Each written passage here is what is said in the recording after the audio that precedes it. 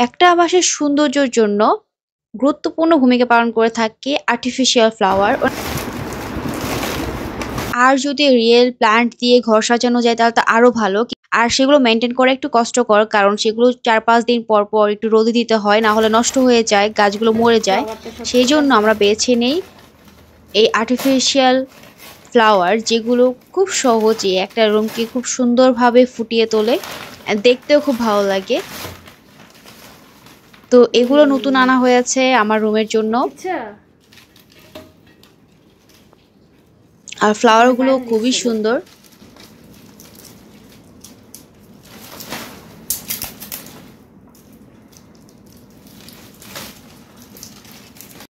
Per stick হলো ২৫০ টাকা করে নিয়েছে। আর যে কাশফুল স্টিক সেগুলো নিয়েছে ২০০ টাকা করে। তো আমি ২টা মাত্র ফ্লাওয়ার স্টিক দিয়েছি, দেখতেই পাচ্ছেন। একটা ইয়েলো, একটা হলো গোলাপি কালার। আর ২টা হলো কাশফুল দিয়েছি, একটা ইয়েলো একটা হোয়াইট।